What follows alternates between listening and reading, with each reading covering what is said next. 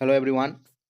আজকে একাদশ শ্রেণীর রাষ্ট্রবিজ্ঞান বিষয়ের তোমাদের সেমেস্টার 2 পরীক্ষার জন্য ভারতীয় সংবিধান থেকে তোমাদের যে অধিকার যে চ্যাপ্টারটি রয়েছে, সেই মৌলিক অধিকার চ্যাপ্টার থেকে প্রশ্ন আলোচনা করা হবে। এর আগে সাম্যের অধিকার বিষয়টি আমরা দেখেছিলাম এর আগের ভিডিওতে, যে আমাদের সাম্যের অধিকার, তারপরে সাম্যের অধিকারের পরে যে অধিকারটা আমাদের আসে সেটি হচ্ছে ব্যক্তি স্বাধীনতার অধিকার। তো আজকের আলোচনার ভিডিওতে হচ্ছে স্বাধীনতার অধিকার সম্পর্কে আমরা আলোচনা করব। চলো দেখে নেওয়া যাক যে এই বিষয়ে কি বলা হচ্ছে ভারতীয় সংবিধানে, আমাদের স্বাধীনতা বিষয়ে কি অধিকারগুলো দেওয়া রয়েছে আর না রয়েছে। তো বলা হচ্ছে প্রথমত, স্বাধীনতা কি জিনিস? স্বাধীনতা হচ্ছে দাসত্ব থেকে মুক্তি পাওয়া, নিজের মতো করে নিজের জীবন আদর্শকে সঙ্গে নিয়ে স্বাধীনভাবে বেঁচে থাকাই হচ্ছে স্বাধীনতা। তো ব্যক্তি বিকাশের জন্য স্বাধীনতা অপরিহার্য। অধ্যাপক ল্যাস্কি, স্বাধীনতা হলো এমন এক প্রকার পরিবেশ যা ব্যক্তিত্ব বিকাশের সহায়ক, এই কথা বলেছেন ল্যাস্কি। গণতন্ত্রের সার্থক রূপায়ণের জন্য ভারতীয় সংবিধান 19 থেকে 22 নম্বর অনুচ্ছেদে, এখানে তোমরা ধারা শব্দটিকে ব্যবহার করবে না, এখানে অনুচ্ছেদ বলবে। কেননা যখন আমরা সংবিধান পড়ি সেখানে আমরা অনুচ্ছেদ শব্দটি ব্যবহার করি, এবং ধারা শব্দটি এটা কোর্টে ব্যবহার হয় এবং পুলিশ ব্যবহার করে এই শব্দগুলো। তোমরা শুনেছো কোর্টে যে 302 ধারার মতে ফাঁসি দেওয়া হলো, এরকম টাইপের। তো ধারা শব্দ কোর্টে ব্যবহার করা হয়। আমরা পড়াশোনার জন্য সংবিধানের জন্য অনুচ্ছেদ শব্দটি ব্যবহার করা হয়, আর্টিকেল। তো 19 থেকে 22 নম্বর ধারার মধ্যে স্বাধীনতার অধিকারের কথা উল্লেখ রয়েছে। সংবিধানে স্বাধীনতার অধিকার 6 ভাগে ভাগ করা যায়। বাক ও মতামত প্রকাশের স্বাধীনতা রয়েছে। আমাদের শান্তিপূর্ণ ও নিরস্তভাবে আন্দোলন, মিছিল, সমবেত হওয়ার অধিকার রয়েছে। সমিতি বা সংঘ গঠনের অধিকার রয়েছে। ভারতের সর্বত্র স্বাধীনভাবে চলাফেরা করার অধিকার রয়েছে। ভারতের যে কোনো স্থানে আমরা বসবাস করার আমাদের অধিকার রয়েছে। উত্তরে কাশ্মীর থেকে শুরু করে দক্ষিণে তামিলনাড়ু পর্যন্ত, পূর্বে গুজরাট থেকে শুরু করে পূর্বে অরুণাচল প্রদেশ থেকে শুরু করে পশ্চিমে গুজরাট পর্যন্ত আমরা যে কোনো অংশে ভারতে বসবাস করতে পারি, এই স্বাধীনতাটা আমাদের রয়েছে। 6 নম্বর যেটা রয়েছে, কোনো বৃত্তি অর্থাৎ কাজ, পেশা বা জীবিকা গ্রহণের অধিকার রয়েছে। 1978 সালের পূর্বে সংবিধানে সম্পত্তির অধিকার, এর আগে আমাদের 7 প্রকার অধিকার ছিল। এই 7 প্রকারের অধিকারের মধ্যে একটি ছিল সম্পত্তির অধিকার, ব্যক্তিগত সম্পত্তির অধিকার। সেটিকে 1978 সালে 44তম সংবিধান সংশোধনের দ্বারা অধিকারটিকে বাতিল করে দেওয়া হয়েছে। তাহলে কি সম্পত্তির অধিকার নেই এখন সংবিধানে? অবশ্যই আছে। সেটি রয়েছে অনুচ্ছেদ 300 এতে। কত? 300 এতে। এটিকে এখন আইনি অধিকার করে দেওয়া হয়েছে। তো প্রথমেই আমরা দেখে নেব বাক ও মতামত প্রকাশের স্বাধীনতা। বাক স্বাধীনতা কি? বাক মানে আমরা জানি কথা বলার স্বাধীনতা এবং নিজের মতামত প্রকাশের স্বাধীনতা। সরকারের পক্ষে, সরকারের বিপক্ষে আমরা নিজেদের মতামত, নিজেদের কথা জনগণের সামনে, দেশের সামনে, রাষ্ট্রের সামনে রাখতে পারি। এটি হচ্ছে স্বাধীনতা। এই বিষয়ে আমাদেরকে কেউ আটকাতে পারবে না। অবশ্যই সেই কথাগুলো হতে হবে পূর্ণ এবং যথেষ্ট সম্মানীয় কথা হতে হবে। এমন না যে আমি আসলাম আর 4টা গাল দিয়ে চলে গেলাম, আজেবাজে কথা বলে দিলাম, এরকম বলা যাবে না। শান্তিপূর্ণভাবে, সম্মানজনকভাবে, মার্জিতভাবে কথাগুলো বলতে হবে, যাতে একটি সভ্য সমাজে যেটা অ্যাকসেপ্ট হয়, এই কথাটা বলতে হবে। সংবিধানের 19-এর 1 নম্বর ধারায় বাক মতামত প্রকাশের স্বাধীনতা স্বীকৃতি লাভ করেছে। গণতান্ত্রিক সমাজ গঠনে এটি হলো একটি অপরিহার্য অধিকার। আমরা এই মতামতগুলো কিসের মাধ্যমে প্রকাশ করতে পারি? তো কোনো পত্র পত্রিকার মাধ্যমে প্রকাশ করতে পারি, খবরের কাগজের মাধ্যমে, পুস্তক পুস্তিকা রয়েছে, বইয়ের মাধ্যমে আমরা নিজেদের কথা লিখতে পারি। যেমন দীনবন্ধু মিত্র নীল দর্পণ নাটকের মাধ্যমে তার মতামত তুলে ধরেছিল ইংরেজ সরকারের যে নীল চাষের জন্য যে কৃষকদের যে চরম অত্যাচার করা হতো, সেই ছবি তিনি তুলে ধরেছিলেন। সংবাদপত্র, সভা সমিতির মাধ্যমে আমরা তুলে দিতে পারি। টেলিভিশন রয়েছে, টেলিভিশনের মাধ্যমে আমরা নিজেদের কথা তুলে ধরতে পারি। যেমন এই বর্তমান সময়ে বিভিন্ন রকম সিনেমা আমরা দেখতে পাচ্ছি যে বর্তমান ঘটনাগুলোকে কেন্দ্র করে অতীতের যুদ্ধ, এই সমস্ত অতীতের বিভিন্ন পরিস্থিতি দেশের, এইগুলো নিয়ে বিভিন্ন ছবি, সিনেমা বেরোচ্ছে। তো এইগুলো জিনিস আমরা দেখতে পাচ্ছি। এর অবশ্যই বাক এবং মতামত প্রকাশের স্বাধীনতার অন্তর্ভুক্ত হবে। রাষ্ট্র যেসব বিষয়ে এই অধিকারটির উপর যুক্তিসঙ্গত বিধিনিষেধ আরোপ করতে পারে সেগুলি হচ্ছে: 1. ভারতের সার্বভৌমত্ব ও সংহতি রক্ষা করবে এর দ্বারা। রাষ্ট্রীয় নিরাপত্তা রক্ষা করতে হবে। বিদেশি রাষ্ট্রের সঙ্গে বন্ধুত্বপূর্ণ সম্পর্ক তৈরি করতে হবে। লুঙ্গি আর ওদিকে হুকমারান, এই দুটো দেশ ছাড়া, লুঙ্গি মিন্স হচ্ছে বাংলাদেশ, হুকমারান মিন্স হচ্ছে পাকিস্তান। এই দুটোকে আমি হুকমারান এবং লুঙ্গি বলবো, যার যা করার করতে পারে। I don't care anybody. এবং বলে রাখি যে এই ভিডিওটি লং ভিডিও হবে, কারণ এটা ব্যাখ্যামূলক একটা ভিডিও। তো যারা সময় দিয়ে ধৈর্য ধরে দেখবে, আর যাদের কাছে ধৈর্য নেই তাদের জন্য রিলস ভিডিও আছে, প্লিজ গো অন। দেশে শান্তি শৃঙ্খলা বজায় রাখা, এইগুলো হচ্ছে কাজ করতে হবে। শ্লীলতা ও সদাচার, এইগুলো আমাদেরকে বজায় রাখতে হবে। আদালত অবমাননা প্রতিরোধ করতে হবে। আমরা আদালতের অবমাননা করব না। আদালতকে কখনোই অপমান করব না। আদালতের যা রায় থাকবে সেটা আমরা নতমস্তকে স্বীকার করব। মানহানি প্রতিরোধ করব আমরা। অপরাধমূলক কাজের প্ররোচনা প্রতিরোধ ইত্যাদি এই জিনিসগুলো আমরা করব। সমবেত হওয়ার অধিকার এটা হচ্ছে ১৯ এর খ নম্বর ধারাতে রয়েছে। সমবেত হওয়ার অধিকার অর্থাৎ আমরা শান্তিপূর্ণভাবে নিরস্ত্রভাবে মিছিল করতে পারি, মিটিং করতে পারি, আন্দোলন করতে পারি। এই কথাটাই এখানে বলা হয়েছে।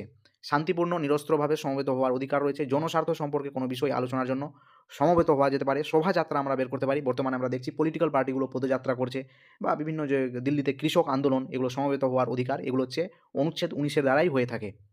এই অধিকারটি কয়েকটি শর্তের অধীন। যেমন সমাবেশ অবশ্যই যেন শান্তিপূর্ণ হয়। এমন না যে আমি বাড়ি থেকে বন্দুক, কাটারি, কুড়ুল, কোদাল, হাঁসুয়া এসব নিয়ে এসে আন্দোলন করছি। এমন করলে তাহলে সেটা হচ্ছে একটা উগ্রবাদী আন্দোলন হয়ে যাবে। তো সেগুলোর সরকার পারমিশন দেবে না এবং সংবিধানও সেটার পারমিশন দেবে না। জনস্বার্থ বা রাষ্ট্রীয় নিরাপত্তা রক্ষার জন্য রাষ্ট্র যুক্তিসঙ্গত নিয়ন্ত্রণ আরোপ করতে পারবে। অবশ্যই দেখবে যে আন্দোলনের জন্য জনজীবনের সমস্যা তৈরি হচ্ছে, পাবলিকের সুবিধা হচ্ছে না। তো সেক্ষেত্রে সরকার সেক্ষেত্রে আইন তৈরি করতে পারে। সেক্ষেত্রে আন্দোলনগুলোকে দমানোর চেষ্টা করতে পারে এবং সেটা যদি পশ্চিমবঙ্গ রাজ্য হয় তাহলে সেটা অবশ্যই বেশি করে দমানোর চেষ্টা করা হতে পারে। ৩ নম্বরে বলেছে নম্বরে যে সংঘ ও সমিতি গঠনের অধিকার। অর্থাৎ আমরা ক্লাব, কোনো সমিতি, কোনো সংগঠন, কোনো দল এইগুলো সব তৈরি করতে পারি। সংঘ সমিতি স্বাধীনভাবে গঠন করতে পারে। সাহিত্য, সংস্কৃতি, বিজ্ঞান, খেলাধুলা এবং ক্ষেত্র সংঘ সমিতি গঠন করা ছাড়াও রাজনৈতিক দল এবং শ্রমিক সংগঠন এই অধিকারের অন্তর্ভুক্ত। তো বিভিন্ন আমরা জানি শ্রমিক সংগঠন, তারপরে গাড়ি যে চলছে, বাস এগুলোর সংগঠনও রয়েছে। তো এগুলো হচ্ছে অনুচ্ছেদ ১৯ এর নম্বর ধারা অনুযায়ী আমরা এগুলো তৈরি করতে পারি।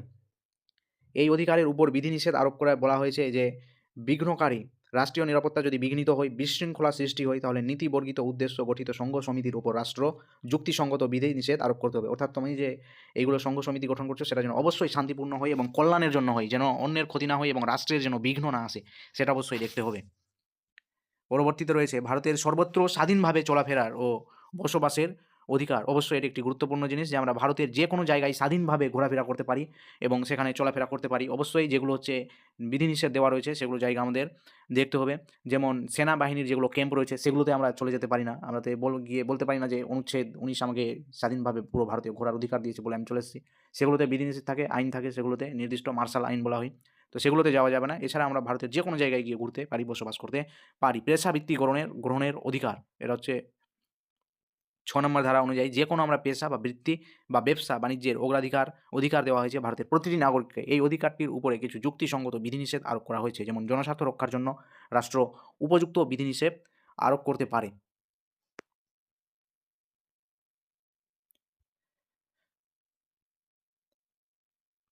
বিভিন্ন বৃত্তির ক্ষেত্রে কর্মীদের যোগ্যতা নির্ধারণের ক্ষমতা রাষ্ট্রের আছে। অর্থাৎ বিভিন্ন কাজের ক্ষেত্রে যোগ্যতা লাগবে।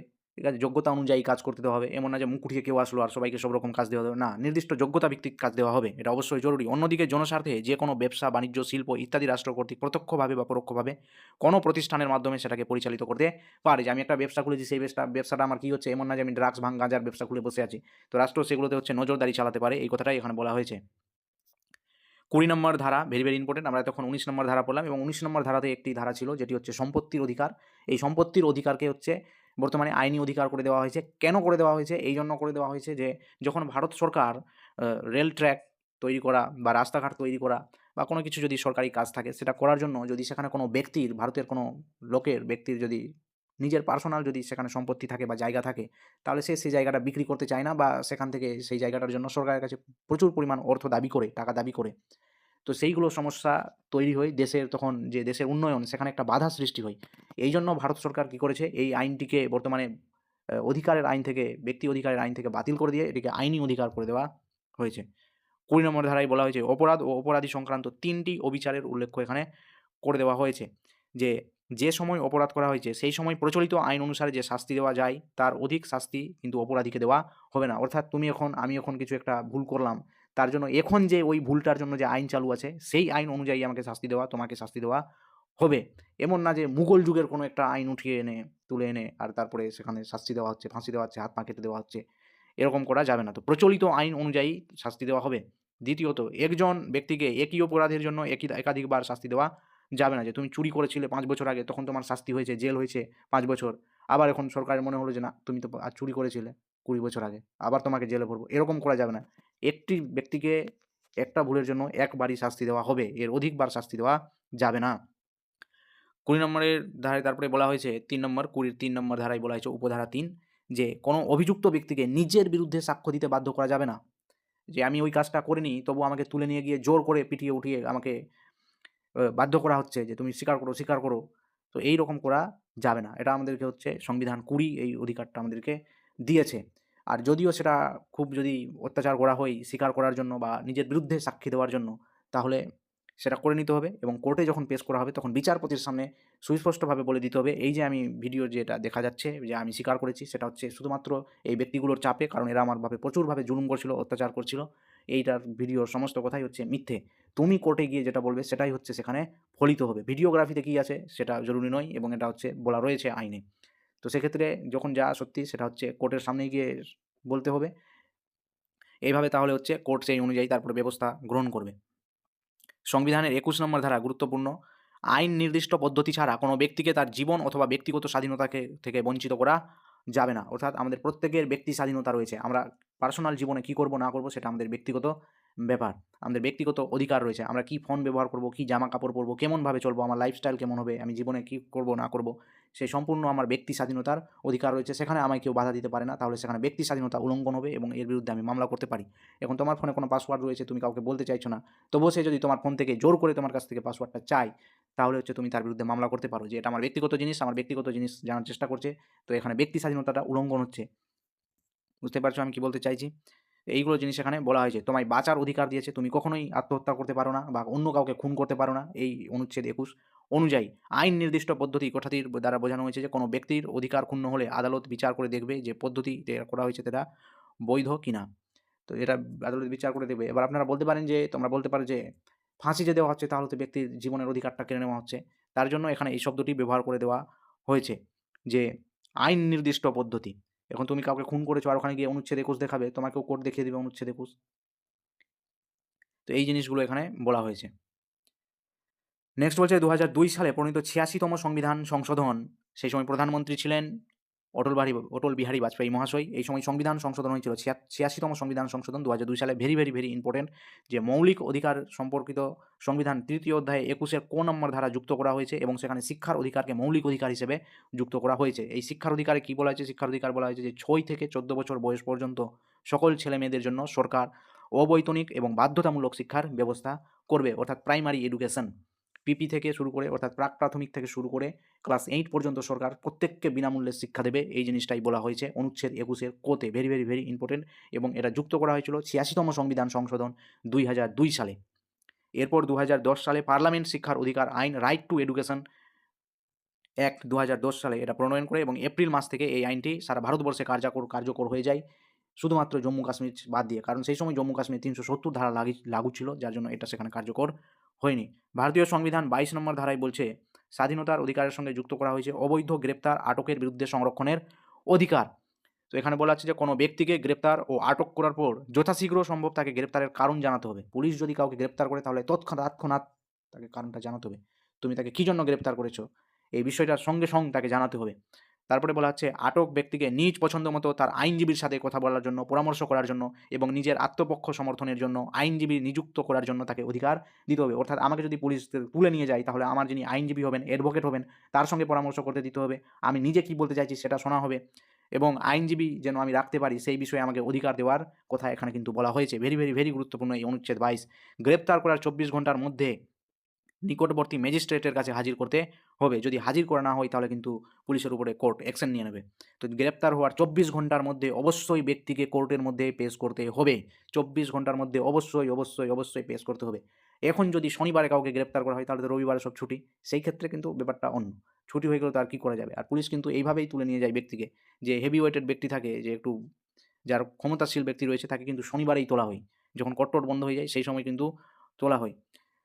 তো এইগুলো হচ্ছে বলা হয়েছে অনুমতি ছাড়া কাউকে উক্ত সময়ের বেশি আটক রাখা যাবে না। অর্থাৎ ২৪ ঘন্টার বেশি কিন্তু কাউকে আটক রাখা যাবে না এক্সেপ্ট রবিবার বাদ দিয়ে।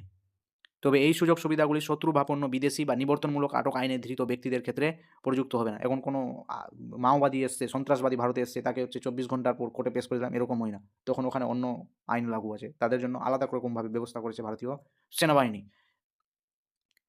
নেক্সট বলছে বিনা বিচারে আটক সম্পর্কিত এই বিধিটি নিঃসন্দেহে ব্যক্তি স্বাধীনতার পরিপন্থী এবং ভারতীয় গণতন্ত্রের কলঙ্করূপ। মার্কিন যুক্তরাষ্ট্রের প্রভৃতি অন্যান্য গণতান্ত্রিক রাষ্ট্রে শুধু সংকটকালীন অবস্থায় এইরূপ আইন প্রয়োগ করা যায়, কিন্তু ভারতবর্ষের স্বাভাবিক অবস্থাতেও এইরকম আইন প্রচলিত রয়েছে।